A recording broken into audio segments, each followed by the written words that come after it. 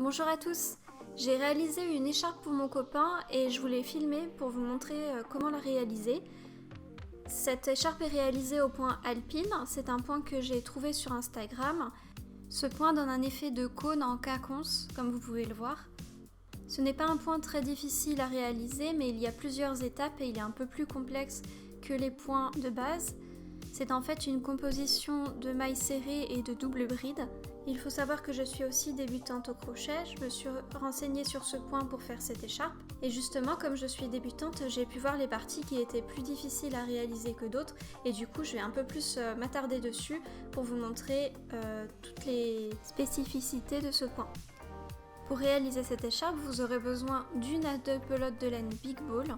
C'est de la laine qui est composée à 45% de laine, 35% d'alpaca et 20% d'acrylique. Comptez environ 6 € la pelote. Elle est recommandée avec un crochet taille 6. Pour commencer son ouvrage, on utilise la laine qui est au centre de la pelote pour éviter de faire sans arrêt tourner la pelote quand on tire sur la laine. Ça va enlever le fil de l'intérieur et pas de l'extérieur. Je vais commencer par faire un nœud coulant que je vais accrocher sur mon crochet.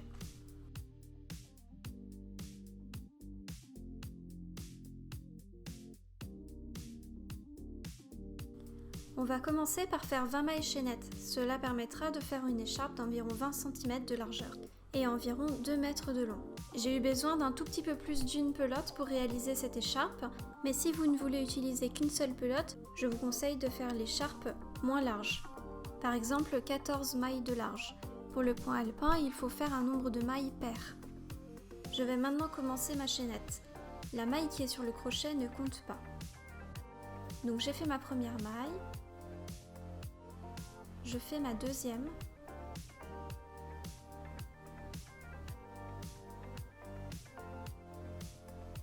ma troisième,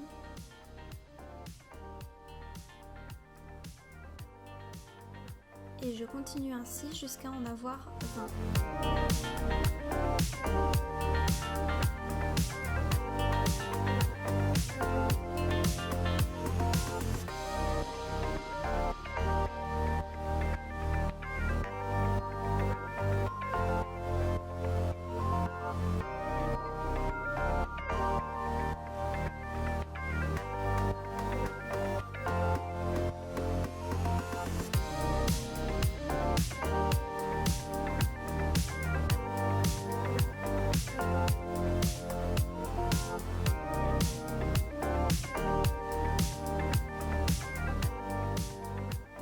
Encore une fois, la maille qui est sur le crochet ne compte pas. Je recompte mes mailles pour être sûre d'en avoir 20.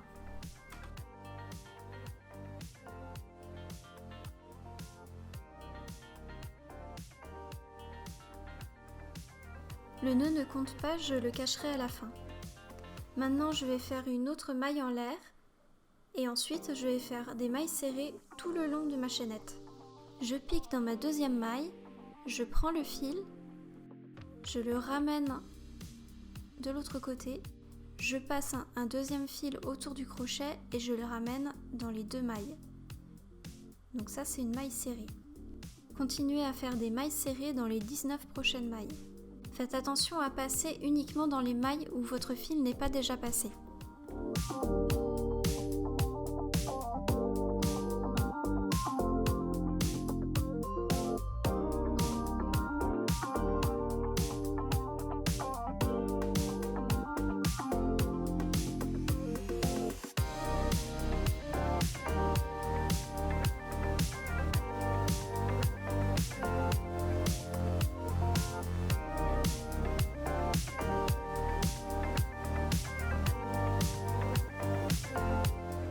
Donc voilà, j'ai fait 20 mailles, là il me reste un petit peu de surplus, je le supprimerai à la fin. Donc là c'est ma maille que j'ai montée pour faire l'élévation. Je compte les mailles, 1, 2, 3, 4, 5, 6, 7, 8, 9, 10, 11, 12, 13, 14, 15, 16, 17, 18, 19 et 20. Et je compte pas celle-là. Donc là j'ai bien mis 20. Je tourne mon travail pour pouvoir continuer.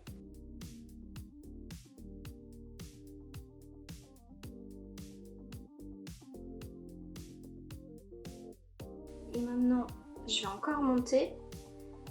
Je vais faire une maille serrée et une maille en l'air. Et le reste, on va le faire en bride. Basiquement, le point alpin, il est composé d'un rang de maille serrée, un rang de bride, un rang de maille serrée, un rang de bride. Et après, en fait, on va venir chercher les brides à chaque rang de brides. On va venir chercher une fois sur deux les brides pour les remonter. Vous voyez, ici, je suis passée derrière la bride et j'ai remonté avec un point. Et c'est ça qui va donner le point alpin. Donc je vais vous montrer ça. On commence le rang avec une maille serrée. Donc pour la maille serrée, cette fois-ci je passe pas dans un seul fil, mais je passe bien dans les deux fils. Je prends un brin de fil, je le ramène, j'en prends un deuxième et je le ramène dans les deux. Et une maille en l'air, donc une maille en l'air c'est comme la chaîne. Maintenant on va faire tout le reste des mailles avec des brides. Donc je prends mon fil, je pique sous les deux fils.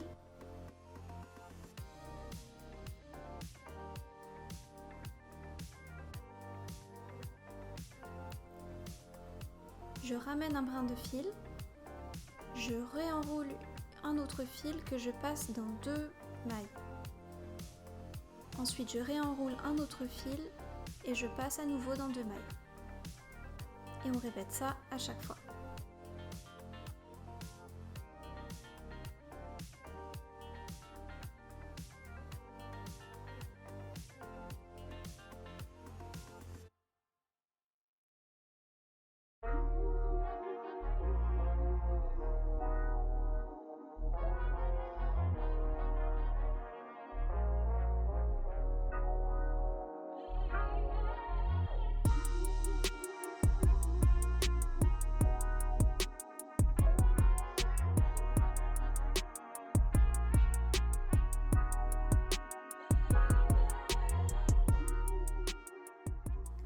Donc voilà ce que ça donne. Il me reste encore à passer dans la dernière maille. Il faut bien passer dans les deux fils de la dernière maille, c'est un petit peu plus difficile de passer.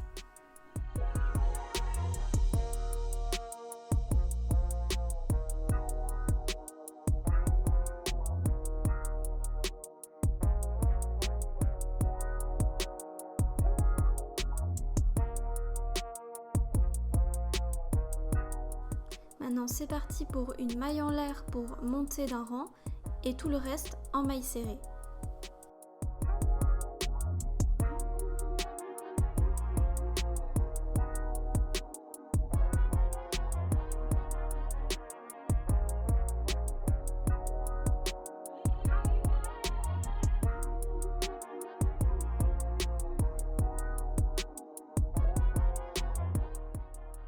Coucou, c'est le moi du futur. Alors normalement j'aurais dû piquer dans la maille suivante, mais en fait je me suis rendu compte au fur et à mesure que je faisais l'écharpe que le bord n'était pas très droit. Je vais vous montrer la différence. Donc à gauche c'est le début de l'écharpe où je piquais dans la 20e maille, et à droite c'est quand j'ai commencé à piquer plus loin. En fait je saute la 20e maille et je vais piquer dans la maille qui sert en fait à monter un rang. Ce n'est pas la manière la plus académique de faire, mais pour moi c'était le résultat qui comptait et je trouvais que c'était quand même beaucoup plus joli. Donc pour la suite, j'ai sauté la 20e maille et je suis passée dans la maille d'à côté. Là on me voit avec deux fils, c'est parce que j'ai fait le changement de pelote au moment où j'enregistrais. Donc on revient à nos moutons. Là j'ai fini mon rang de maille serrée, je retourne mon travail et je vais faire une maille serrée et une maille en l'air pour monter un rang. Et après ça on va pouvoir enfin commencer le rang alpin.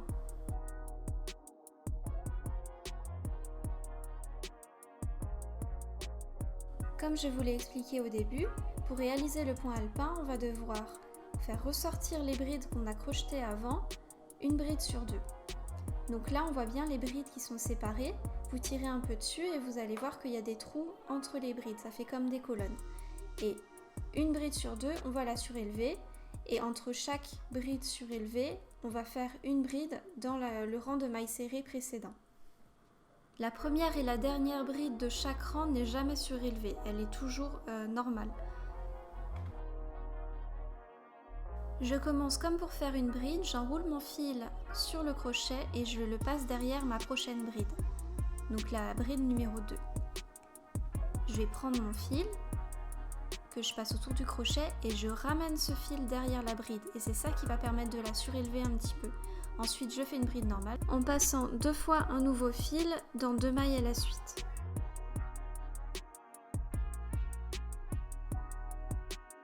Maintenant que j'ai une bride surélevée, la prochaine bride doit être normale et passer dans la maille serrée. Je vais passer dans la maille serrée qui est collée à la bride, qui est attachée à la bride sur sa gauche.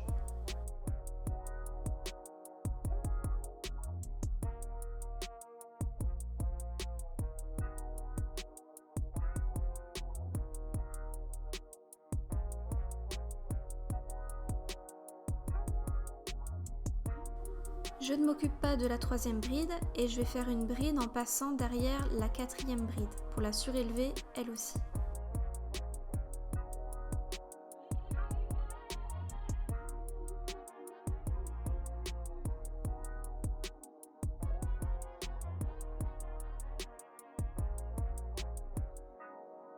Et maintenant je vais faire une bride dans la maille serrée qui est liée à la 4e bride sur sa gauche. Vous voyez, on remonte et c'est celle-ci.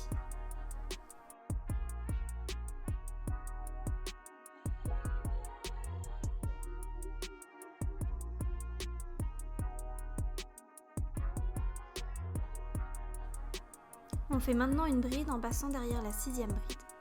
Et on va continuer à alterner les endroits où on pique avec le crochet pour créer de nouvelles brides jusqu'à la fin du rang.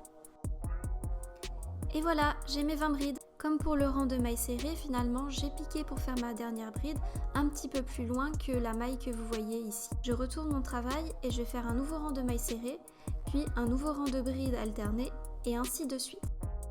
À chaque rang de mailles serrées, on va faire une maille en l'air avant de commencer les mailles serrées.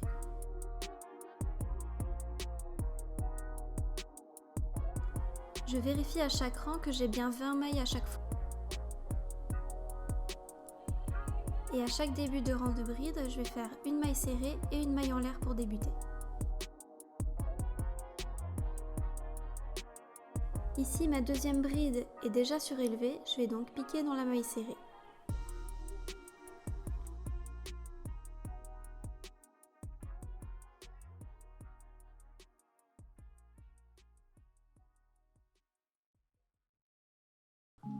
Et je surélève avec une bride, la 3e bride du rang précédent.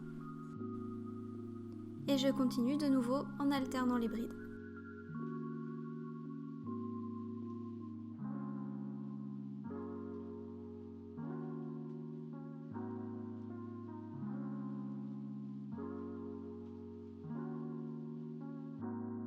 Coucou, on se retrouve plusieurs jours plus tard.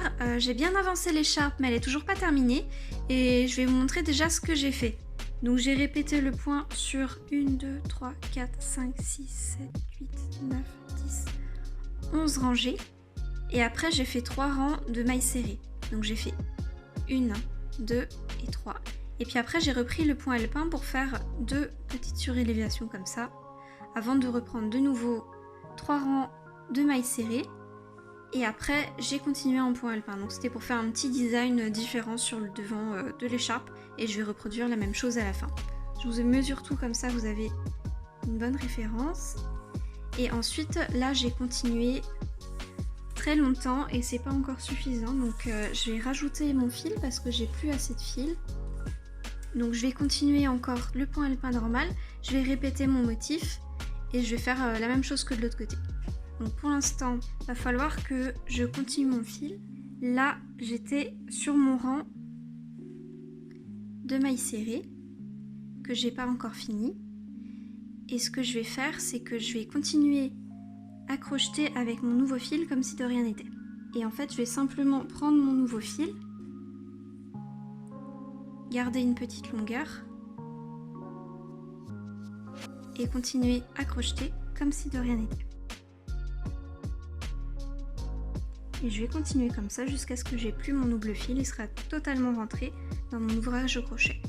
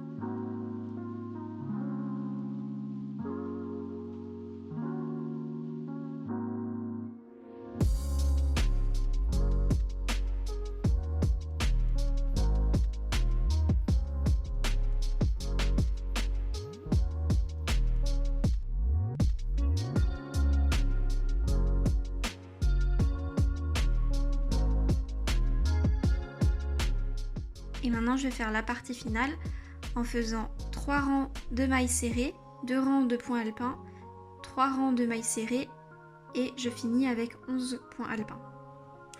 Et voilà, j'ai presque fini, je vais juste faire un rang de mailles serrées pour terminer et je vais faire un nœud, rentrer le fil dans mon écharpe et ça sera fini.